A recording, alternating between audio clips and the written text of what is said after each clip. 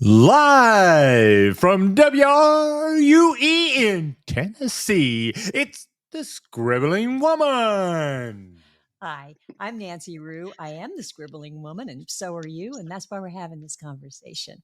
Here we talk about the writerly life that's authentic to you, no matter your age, your season, or where you are in the pursuit of your creativity, even if you think you're nowhere. You are an official Scribbly, so let's chat. And we are going to chat today. Jim, tell us who our guest is in the studio. From Palmer Lake, Colorado, it's Susan Miner. When have you ever had an intro like that, Susan? Never. All right. Now you have lived. Susan's a vital Yes. part of that Palmer Lake community. In fact, it would barely exist without her. And there she raises chickens and boards horses. But more importantly for us, she is the author of Jewels of Kidron, which is an amazing YA novel that's both fantasy and contemporary. And that makes her the perfect guest for today as we talk about setting. So, Susan, welcome. Thank you. I'm so glad to be here.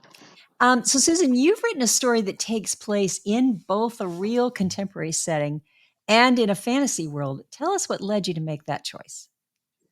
Well, Nancy, it really wasn't a conscious decision Okay. because if you recall, since you're the midwife of this whole story, you were there when it was born. I started out with a goal to write a little book to raise some money for a charity. Okay. And then I was inspired by a speaker who was a woman who was abused when she was a teenager and lived in the Tennyson Center, which is a home for abused children.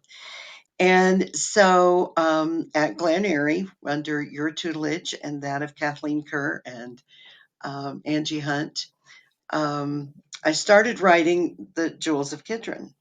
And the little girls at the Tennyson Center, where I met with them to design a miniature, actually where all this started.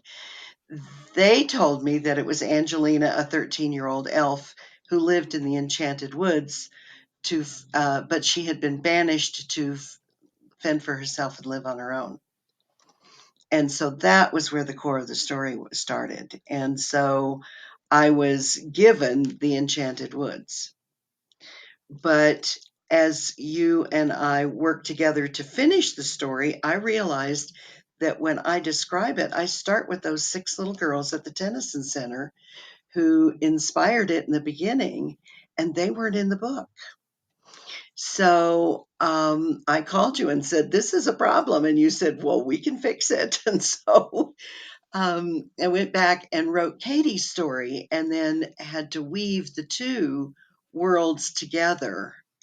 And that's where the real world and the fantasy world Kind of came together. Yeah. Yeah.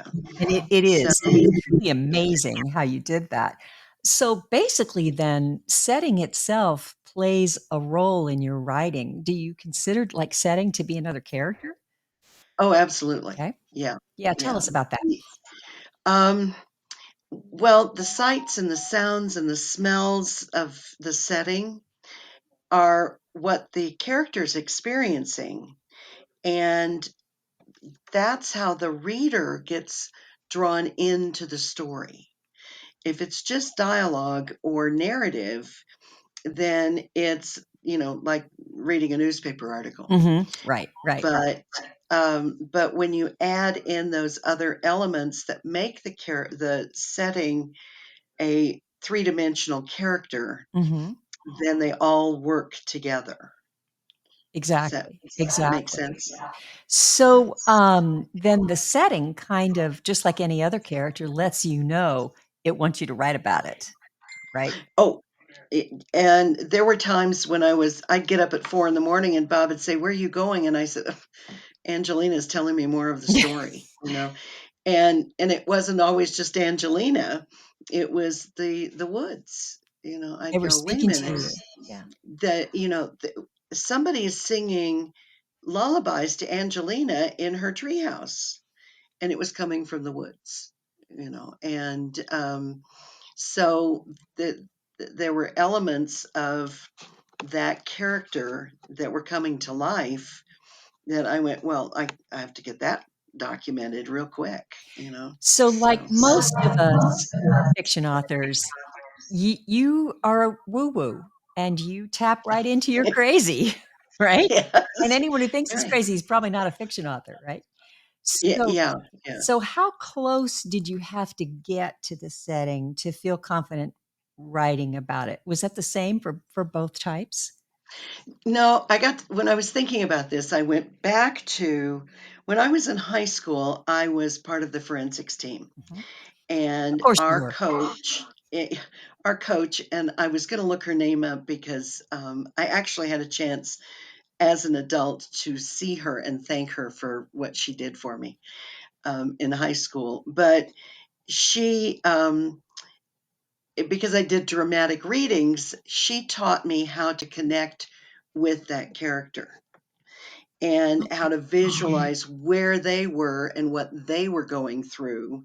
So, what their setting was to be able to put that character into context. So, when I went to competitions, I was viable. Then, also, our drama teacher, Homer Paris, had the misfortune of stepping off the stage and unfortunately he broke his back. Oh dear. And while he was recovering, his wife stepped in and was taking over the drama department. And Bonnie was an amazing character. And some weeks her hair was bright red, the next week it would be black, Of and course. she wore long bobbly earrings. This was in the 70s, you know. And so she and I were out in the house during the rehearsals for Finian's Rainbow. And I was trying to figure out the costuming because I was the head of the costume department. And she said, imagine the smoke rising and the fog rolling in. And she just conjured like the three witches is it in Macbeth? Yeah, Is that those are the the ones. Yeah. Yeah. And to this day, as an interior designer, sometimes I go into somebody's house and go, oh, Bonnie, what am I going to do? You know, but those two women taught me how to visualize that which was not there, but was based on a criterion that I was given. And so I don't have to go into a forest Right. to be able to imagine the forest.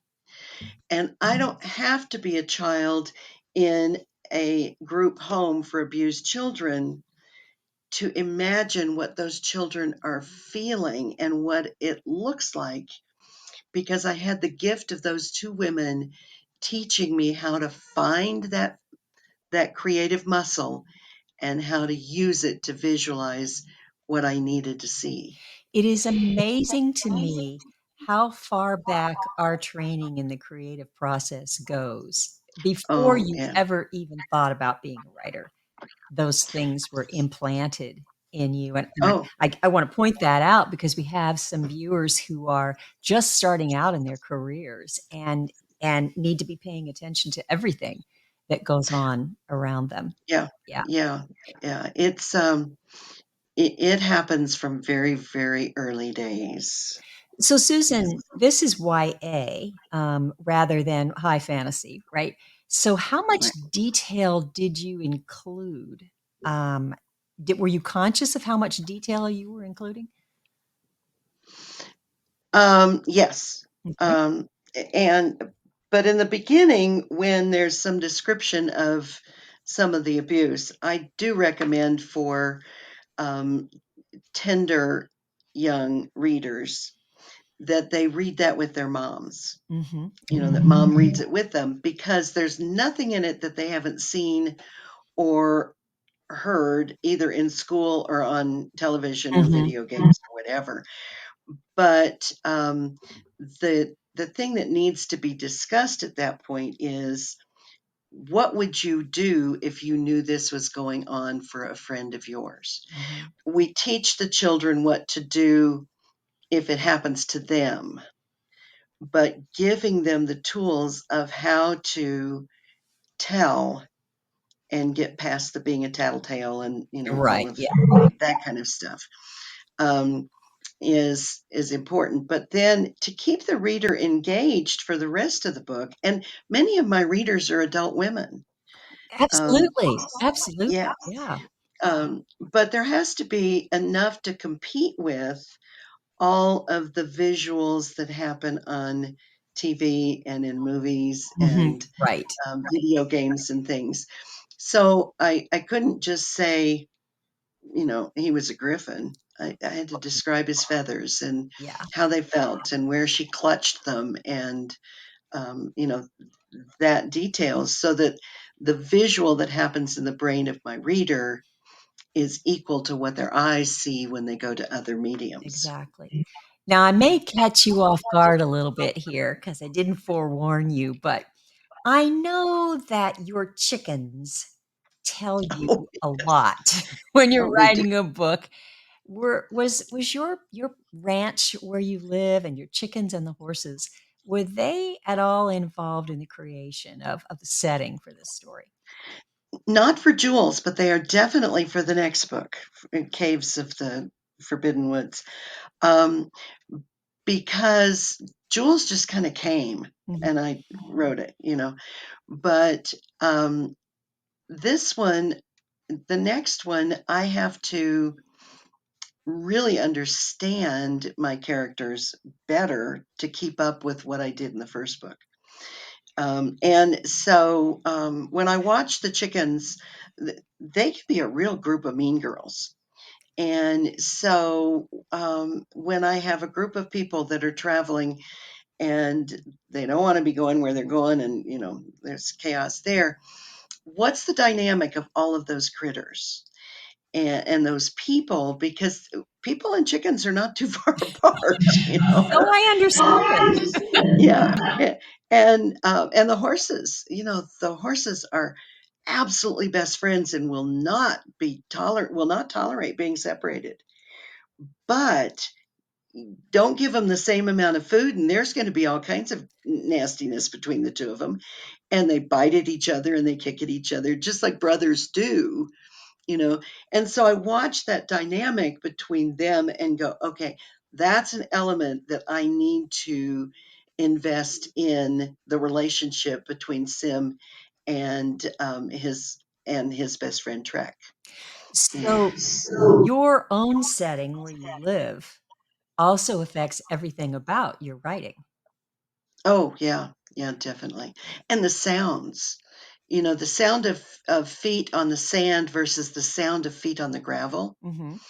and the sounds of the birds in the morning, and the the squabbling, of the chickens and the ducks. Mhm. Oh, Um, ducks. all of Forgot about the the ducks. Oh yeah, yeah. I got wiggle, waggle, waddle, and quack, and so I love the it. sounds that they make, and the sounds of the fence gate opening. It's a wooden gate and it creaks Mhm. and then it bangs. And so if I were to say in the book they opened the gate and went through it, that's one thing.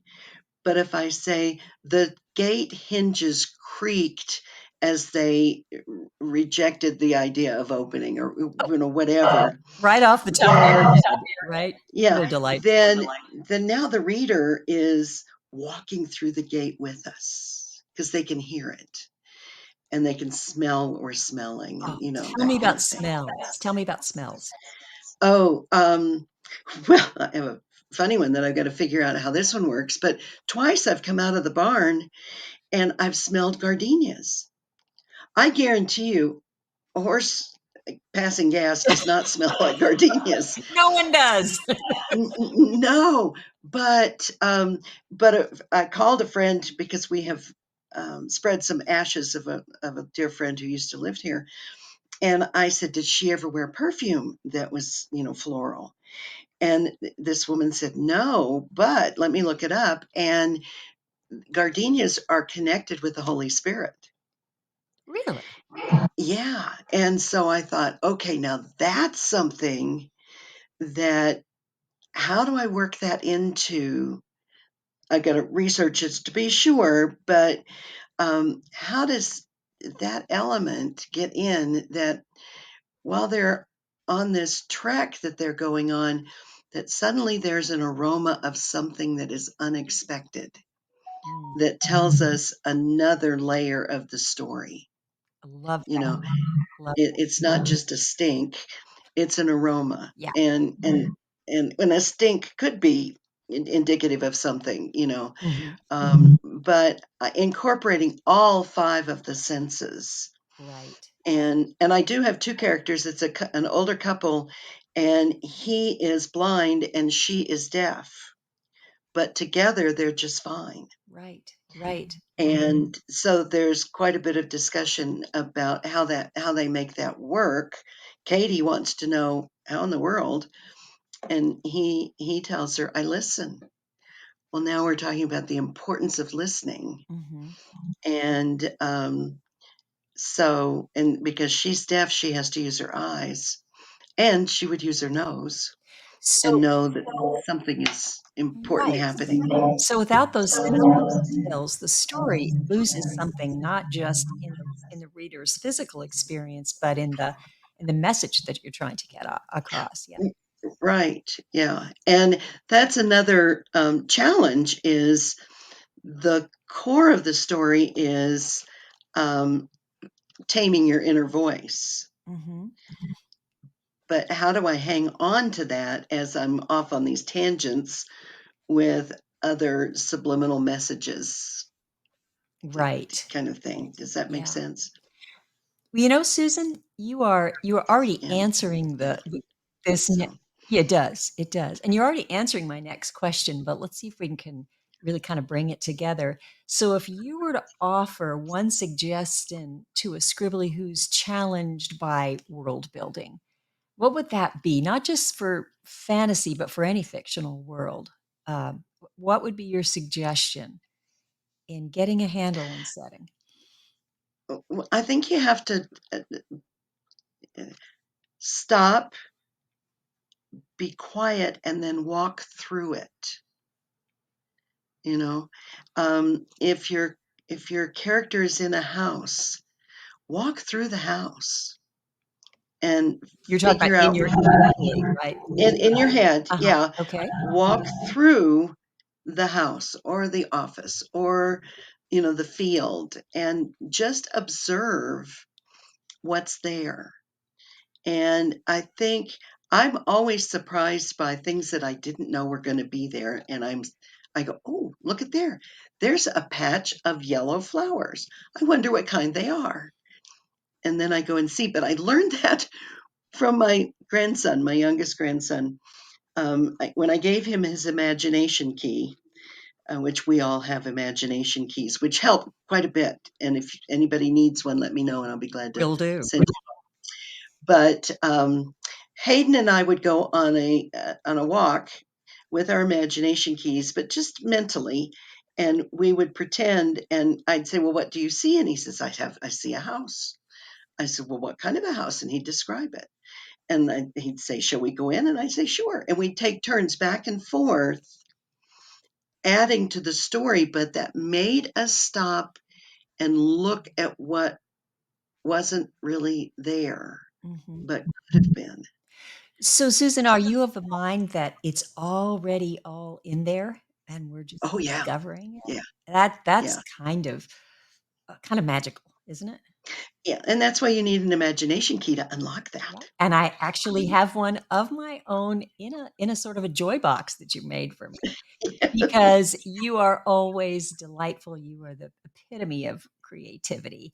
And Oh, if you want to know more about Susan, simply look up Jewels of Kidron and enjoy and wait for that next book. And what's the title of book number 2? well, the working title is Caves of the Forbidden Woods. And I can't wait. Yeah, Just cannot wait. and that's just the working title at this point. So Well, Scribblies who are listening, if you want to talk more about this whole idea of setting, of course, visit the blog at www.nancyrue.com. And if you don't want to miss a single episode with guests like Susan, then absolutely describe, yes, yes, subscribe right here. Susan, thank you again so Oh, much. thank you, Nancy. It's been wonderful. And until next time, Scribblies, scribble on. Thank you.